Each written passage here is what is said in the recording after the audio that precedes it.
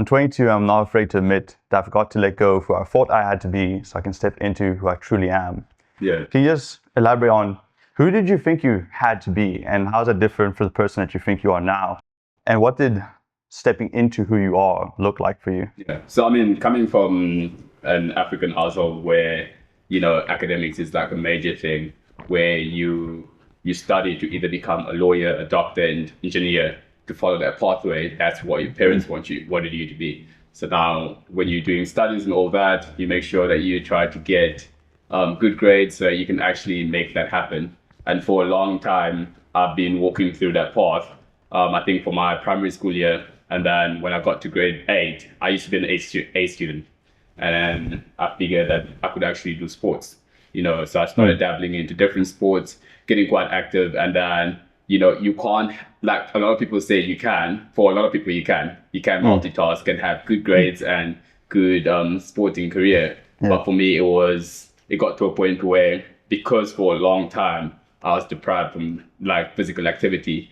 As soon as I got into it, it was like it took control over my life. So I got into sports, and I forgot about the academic part. So my academic was not bad, but it's not where my parents wanted it to be. So for a long time, I was living up to what they wanted me to be, and then just finding sports and physical activities. That's what actually made me happy. Yeah, I think it's there's a great quote on the difference between optimizing and maximizing life, where a lot of people believe on optimization of life. How do you get the most bang for your buck? Yeah, no. Well, some people think about maximizing, which is how do you get the most bucks. And I think if you have that mentality to try and dabble in both, it doesn't really work out for you. It doesn't. It's like you have to go all in on one thing. Yeah. Especially at the young age. At a young age, everyone wants to do everything and all that. But if you can focus on one thing at a young age, you can really make it far. Yeah, it's a bit of this culture we've developed now in our generation where we think that breadth matters. How many different things can you do? Because the world's your oyster. You have all the options in the world. But I think the real highlights and the real best parts of life are found in depth when you really go into something and learn it well.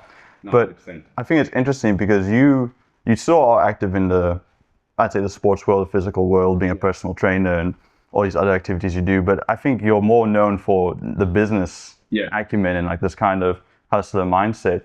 Was that another transition you had to do where you went from this physical, demanding, sports-based world into the business world? I think that was all to do with my community. Through sports, I made a lot of great people, just through being outside, talking to people, competing even with my competitors, and just chatting and learning so much things.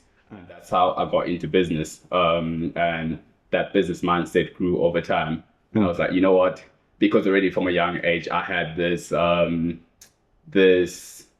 complex of like not wanting to work for anyone. I had a terrible attitude. I had actually a terrible encounter with one of my employees back when I was younger. So I was a surf coach when I was 15, which is illegal to work when you're 15. But I did not look an average 15-year-old.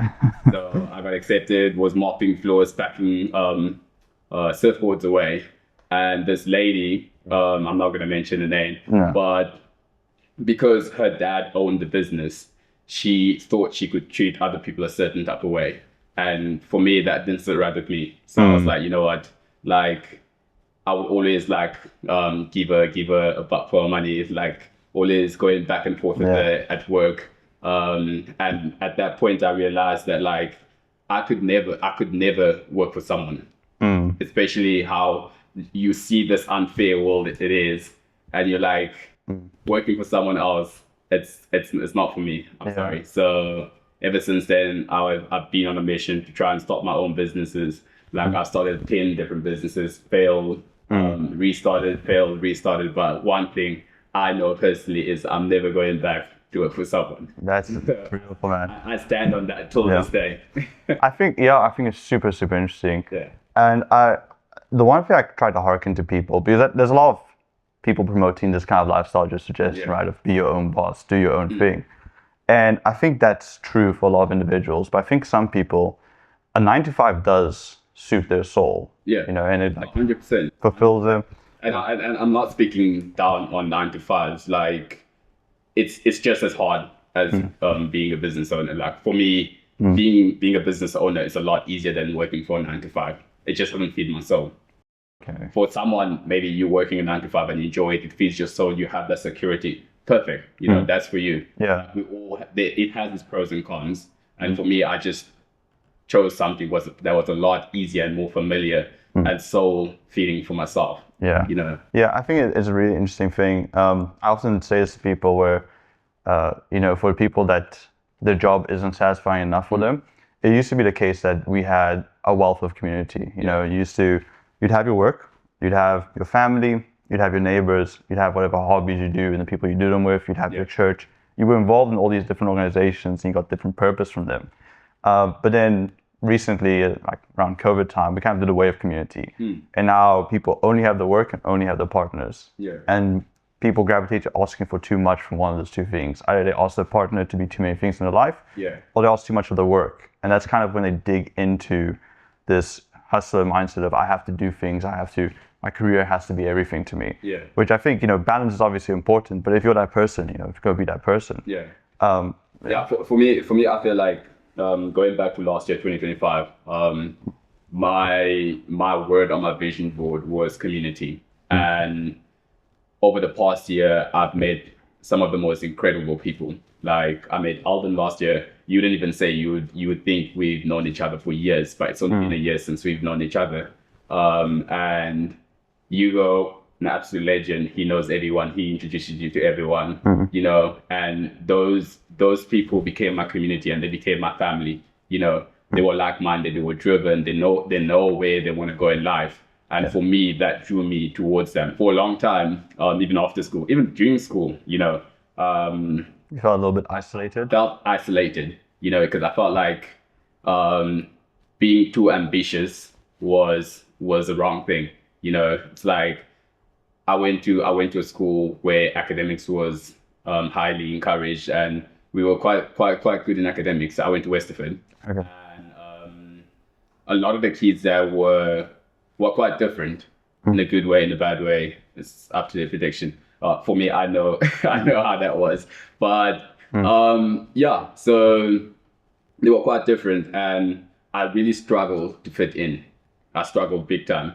And then after COVID happened, where I isolated myself, was just at home with my family, you know, I got into self-help books, started reading a lot, and that's where that entire, like, my personality changed, you know, like the drive for being very ambitious was there, but after COVID and like reading these books and it actualized and being scared of the future, you know, it actually lit that fire in me. I'm like, I gotta do something, you know, no one's coming to save me. Hearing people getting retrenched, I'm just like a 9 to 5 and you're getting retrenched. You studied so many years, so you can get retrenched when something bad happens. So I was like, that can never be me. I love that no way is coming to save you was my mantra for last year. No one is coming, literally, as a man, no one is coming to save you. See, you're all in. 100%. And I want to touch on that because you sort of get this drive and ambition, and it's very rare to find that amongst people these days, you know, and it does feel isolating because you don't like having the same conversations as everybody else. 100%. You don't have the same interests. And there's a beautiful quote here that I want to bounce off you. It's most people don't need more advice. They need a new ecosystem. You can't heal the same environment that made you sick. You can't grow in an environment that wants you to stay small. So that is absolutely true. Yes. That is absolutely true. So I guess my question for you is, for people that feel like they are stuck in these small environments where the dreams aren't lining up and they feel like they're being held back by the people around them. I always say you're the average of your 5 closest friends. How do you advise someone to go find people to build this ecosystem with that they can want to be the average of the people around them? Well, first thing I would say is you're not a tree. You can move. You can always move. You know, you're not planted into the ground. You can always decide, you know what, if I'm always at the clubs, I can start going to the clubs. I can start going to book clubs. I can start going to conferences. And eventually, your people will be drawn towards you, you know. And just focusing on being the best person that you can be, you will attract other people as well. So it's not a matter about going out there and looking. It's more about becoming that person that people want to be around. your type of people want to be around, and you will see they will slowly start coming towards you. Do you have advice for that person that's maybe in that transition period where they don't really fit in with their current group of friends anymore, but they're not quite at the place they need to be at to find this new group of people that they fit in with, and they're kind of stuck in the middle by themselves? Like, what advice would you give that person? I would say just look at your pros and cons. Like, what value are these people adding to your life? If they're not adding much value, and if you don't see yourself growing with them, then cut them off. Because it's just prolonging the entire process. Because eventually you're gonna get where you are because you have the ambition, you have the drive, but because you're in the wrong ecosystem, the wrong community, it's gonna take you way longer. So just sitting down with yourself and analyzing everything and seeing what value people actually bring to your life and what value that you bring. Maybe you are that type of person that you want to help them out, because they're your childhood friend and stuff like that. And you try and motivate them, but they just don't want to change. That is a sign already, because you can take a horse to the water, but you can't force them to drink. So that's the advice that I would give. I've always told people you shouldn't be afraid to outgrow your friends. And that doesn't mean you have to hold malice towards them, or that you have to look down upon them or anything like that. It just means that they're not the same people you want to be around. And you can be friendly, you can be colloquial, but if you're spending the majority of your time with them, it's never going to result in anything you're proud of. And some people only change when they see you make the change. 100%. They realize, so that they see that, okay, this guy was actually a good guy. He had drive. He knew where he wanted to go in life. And all of a sudden now he's not in my life anymore. That means I'm doing something wrong. Let me reassess my life and see what can I do to make myself better. Can I tell you the craziest story about seeing someone get yourself right? We had this guy in my high school. He was about 2 years older than me. Not going to name names for a reason you'll see in a little bit. But he was a party animal. And the story I always tell to give people an idea of how crazy this guy was. We had a party at this one girl's house, and one block down from this girl's house, like this open patch of field where people sell like tables and like, lawn ornaments and stuff like that on the side of the road. Then that block down there's a McDonald's. And it's like 2 a.m. and him and this other guy decided they're really drunk and they're gonna walk to McDonald's. And on the way back, this guy sees this giant metal horse lawn ornament and he just says, "It's mine." This thing surely weighs 2 tons. He drags it back to the house of the girl having the party, brings it in, and as he brings it in, the neighborhood watch come around the corner and see him. That is wild. So they go into the house, and one of the other guys from the party is just leaving. He's backing out the driveway, and the police officer knocks on his neighborhood watchman, knocks on his window and goes, "Hey, listen here, Sienna, have you seen a horse in there?" And the guy goes, "A horse? Like a horse?" And he goes, "Yo, no, Sienna, like a horse." And he goes, "No, you have to be confused." And as he turns out more, his headlights shine onto the horse. That is wild. And he just goes, "Oh," and long story short, this guy is literally in the trunk of the police van about to be arrested. They eventually convince him to get out and stuff, and that's the kind of stories he would have all the time. A few years ago, found him again on Instagram. He's a pastor now. And he's a man of God, and he's on the straight and narrow. And just seeing that 100% flip, I was like, there's no way this is the same guy that used to be around in high school. So, you make that change for yourself, and you're right, other people do follow. And other people think, well, if he can do it, and he was so bad, why can't I do it? What's stopping me? I feel like we all have that, yes, we grow and get older, but at the same time, we still have that childlike emotions and attitude and the way we deal with life, And one of the best things that I've heard is when you want a child to do something, you got to do it yourself. They see your actions, they don't hear your words. So same thing. If you see someone that's not doing so well, doesn't want to change their life around, you can be the best example. Do your thing, carry on. If it motivates them, they will change their life. But if they don't see it, then it's their loss. People can only help themselves. Exactly. Hey guys, hope you enjoyed that clip from the interview of Augu.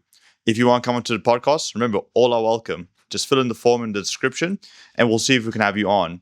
If you want to watch the full podcast, click on the link here.